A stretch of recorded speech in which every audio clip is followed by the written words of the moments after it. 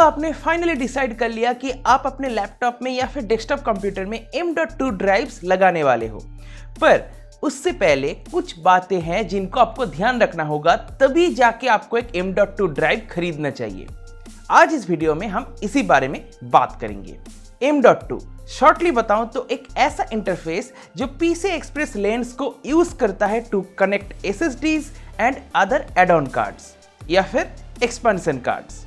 Depending upon the M.2 connector उसमें different lanes allocated हो सकते हैं। अब देखो, जो SATA SSDs हैं वो आज की डेट में बहुत ही सस्ते हो चुके हैं और वो स्पिनिंग मैकेनिकल हार्ड ड्राइव्स के कंपैरिजन में तो कहीं ज़्यादा फास्ट है एंड कॉम्पेटेबिलिटी भी उसका बहुत ही अच्छा है। जिस भी डिवाइस में एक SATA पोर्ट है जिसमें SATA कनेक्टर है, उसमें आप आराम से एक SATA SSD लगा सकते हो। इवन SATA SSDs SATA की रिवीजन को भी केयर नहीं करता है, जैसे कि SATA 1, SATA 2, SATA 3 जो अलग अलग वर्जन्स हैं उनको भी वो केयर नहीं करता है। हाँ, ऑफ कोर्स आपको स्पीड कम मिलेगा। अगर आप एक SATA SSD को SATA 2 में कनेक्ट करोगे, SATA 2.0 में कनेक्ट करोगे, तो डेफिनेटली आपको SATA 3 का स्पीड तो नहीं मिल सकता उसमें। जैसा SSD की पैकेजिंग में मेंशन रहती है 550 मेगाबाइट पर सेकंड से 600 मेगाबाइट पर सेकंड, उतना आपको नहीं मिलेगा। डेफिनेटली आपको SATA 2 का स्पीड मिलेगा, पर आप उसमें लगा तो सकते हो एंड उस केस में एक मैकेनिकल हार्ड ड्राइव के कंपैरिजन में तो डेफिनेटली आपको बहुत ही ज़्यादा स्पीड मिलेगा। ऑफ कोर्स 600 मेगाबाइट पर सेकंड कम स्पीड नहीं है, बहुत है एंड कुछ केसेस में ये मोर देन इनफ है। पर जो NAND फ्लैश चिप्स है जो SSD के अंदर एक्चुअली में यूज हो रहा है, जो एक्चुअली में डेटा स्टोर कर रहा है, वो इससे कहीं ज़्यादा स्पीड ऑफर कर सकता है। पर जो SATA इंटरफेस है वो इसको लिमिट कर देता है और M.2 के साथ यही लिमिटेशन खत्म हो जाती हैं। फास्टेस्ट M.2 ड्राइव्स आज की डेट में PCI Express 4.0 की X4 लेंस को यूज कर रहा है, यानी कि आपको थियोरेटिकल मैक्सिमम 8 गीगाबाइट पर सेकंड की स्पीड मिलेगी। But the issue is the PCI Express 4.0 her motherboard में अवेलेबल नहीं है। मोस्ट ऑफ द मदरबोर्ड्स में अवेलेबल नहीं है, चाहे मैं बात करूं लैपटॉप्स की, चाहे मैं बात करूं डेस्कटॉप मदरबोर्ड्स की। ऑफ कोर्स जो नए मदरबोर्ड्स हैं उसमें अवेलेबल होगा, पर जो थोड़े पुराने मदरबोर्ड्स हैं उसमें नहीं मिलेगा। और साथ ही साथ PCI Express 4.0 SSDs बहुत ही ज़्यादा महंगा आता है, तो हर कोई उसको अफोर्ड नहीं कर सकता। एंड सच बताऊं तो उतना स्पीड एक एंथुजियास्ट को भी उतना ज़रूरत नहीं पड़ता है। कुछ रेयर ही सिचुएशन बनेगा जहां पे उतना स्पीड ज़रूरी होगा। और जैसा कि मैंने आपको बताया कि सारे मदरबोर्ड्स PCI Express 4.0 बस को सपोर्ट नहीं करता है, तो अगर आप उसमें एक PCI Express 4.0 SSD लगाते हो तो उस SSD से आपको मैक्सिमम PCI Express 3.0 का ही स्पीड मिलेगा, यानी कि 4 गीगाबाइट पर सेकेंड। तो अगर आप Gen 4 SSD लेने के बारे में सोच रहे हो, यानी कि PCI Express Gen 4 SSDs लेने के बारे में सोच रहे हो, तो पहले आप अपने कंप्यूटर की कंपैटिबिलिटी चेक कीजिए, चाहे मैं बात करूं लैपटॉप्स की, चाहे मैं बात करूं डेस्कटॉप की। अदर देन स्टोरेज M.2 में आपको डिफरेंट एक्सपेंशन कार्ड्स भी मिलता है, जैसे कि ब्लूटूथ कार्ड या फिर वाईफाई कार्ड। तो इससे फायदा क्या होता है कि आपको अपने कंप्यूटर की बाहर से अलग से एक ब्लूटूथ डोंगल लगाना या फिर वाईफाई डोंगल लगाने की ज़रूरत नहीं पड़ती है। आप सिंपली अपने कंप्यूटर की जो M.2 स्लॉट है उसमें इस कार्ड को प्लग इन कर दीजिए। इससे होगा क्या कि जो कार्ड है वो PCI Express लेंस की हाई बैंडविड्थ का भी सुविधा ले पाएगा। एंड आप यकीन मानिए, बाहर से एक USB वाईफाई या फिर ब्लूटूथ डोंगल लगाने से अगर आप एक M.2 कार्ड यूज करोगे तो उसमें आपको स्टेबिलिटी कहीं ज़्यादा बेहतर मिलेगी, जैसे लैपटॉप्स में या फिर अल्ट्रा बुक्स में या फिर कॉम्पैक्ट कंप्यूटर्स में यूज होती हैं। M.2 कार्ड्स की एक और फायदा ही होती है कि PCI Express कार्ड्स के कंपैरिजन में वो काफ़ी छोटे होते हैं, तो जगह भी कम लेता है और अल्टीमेटली अगर आपका PC एस्थेटिक पे बिल्ड है तो देखने में भी प्यारा लगता है। तो अभी तक तो आपने कुछ चीज़ें समझ ही लिया M.2 के बारे में। अब अगर आप M.2 ड्राइव खरीदने जा रहे हो तो कुछ और बातें हैं, इनको भी आपको ध्यान रखना होगा। सभी M.2 कार्ड्स एक जैसे नहीं होते, ये आपको ध्यान रखना पड़ेगा। सबसे पहले SSDs की बात कर लेते हैं। M.2 में आपको कुछ ऐसे SSDs मिलेंगे जो पुराने HCI प्रोटोकॉल पे चल रहा है, यानी कि वो M.2 SATA SSDs है, ना कि M.2 NVMe SSD। इनमें आपको 2.5 इंच SATA SSDs की तरह ही स्पीड मिलेगा। बेसिकली जो पुराने M-SATA कार्ड्स है वही आपको मिल रहा है M.2 के फॉर्म फैक्टर में। फॉर्म फैक्टर से याद आया, M.2 में बहुत सारे डिफरेंट कनेक्टर्स को यूज किया जाता है। M.2 का सिर्फ नाम ही एक है, पर उसमें बहुत सारे डिफरेंट अलग अलग कनेक्टर्स हैं।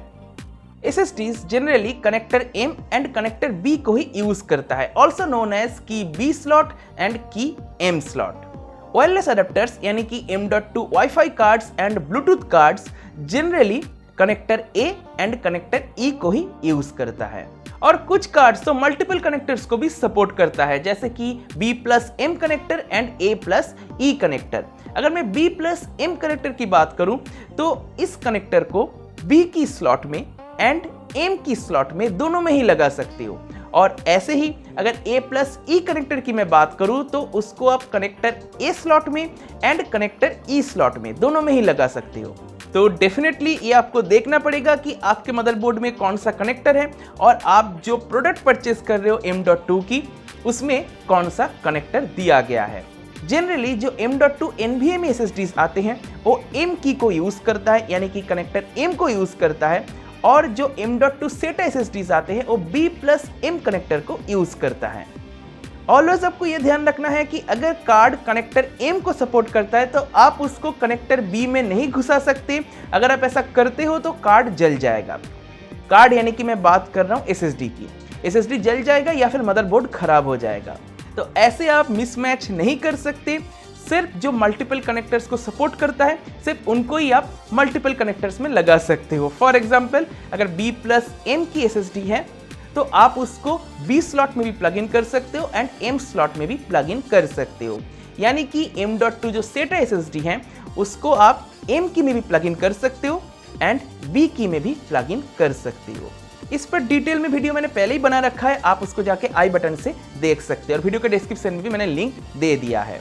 M.2 SSD परचेस करने से पहले, specially M.2 NVMe SSD purchase करने से पहले आपको ये देख लेना है कि वो M.2 ड्राइव PCI Express की कितने लेन्स को एक्योर कर रहा है। जो M.2 की M की स्लॉट है उसमें जनरली PCI Express की 4 लेन्स एलोकेटेड होती हैं, X4। तो अगर वो SSD X4 है यानी कि 4 लेन्स को एक्योर कर रहा है तो ये अच्छी बात है।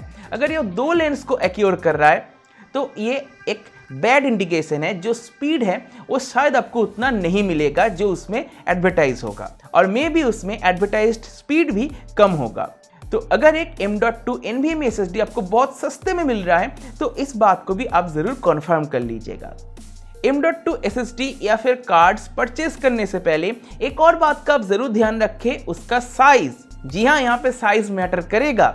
आपने शायद देखा होगा SSD की पैकेजिंग में या फिर मदरबोर्ड की मैनुअल में लिखा हुआ होता है 2242, 22110 या फिर 2280। इनका मतलब क्या है? जो पहले की 2 डिजिट्स है ये SSD की विड्थ को डिफाइन करता है, यानी कि SSD कितना चौड़ा है, जो कि इस केस में है 22 मिलीमीटर, और जो बाद की डिजिट्स हैं यानी कि 110 या फिर 80 या फिर 42, ये डिफाइन करता है कि SSD कितना लंबा है। जैसे कि 42 के केस में है 42 मिलीमीटर, 110 के केस में है 110 मिलीमीटर एंड 80 के केस में है 80 मिलीमीटर। That's it. तो अगर डेस्कटॉप कंप्यूटर है तो उसका मदरबोर्ड, अगर लैपटॉप है तो उसका जो स्लॉट दिया हुआ है वो उसका साइज आपको देख के ही SSD परचेस करना होगा। गलत साइज की SSD गलत स्लॉट में नहीं लगेगा, मतलब उसमें आप स्क्रू नहीं लगा पाओगे। जो SSD है वो कनेक्ट तो हो जाएगा, उसके बाद आप उसको स्क्रू नहीं कर पाओगे, तो अल्टीमेटली वो लगना ना लगना बेकार ही है।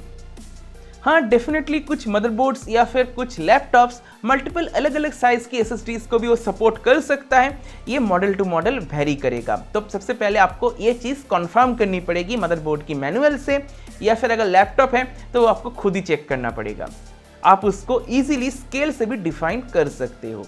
तो जैसे हर PC केस में हर तरह के CPU कूलर फिट नहीं हो सकता, हर PC केस में हर तरह के ग्राफिक्स कार्ड फिट नहीं हो सकता, वैसे ही हर तरह के स्लॉट में हर तरह के M.2 SSD फिट नहीं हो सकता। एट द एंड मैं यही कहना चाहूँगा कि M.2 के कंपैरिजन में SATA SSDs को परचेस करना एंड उसको इंस्टॉल करना आसान है, क्योंकि उसमें आपको सिंपली एक पावर कनेक्टर लगेगा और एक डेटा केबल लगेगा और काम हो गया।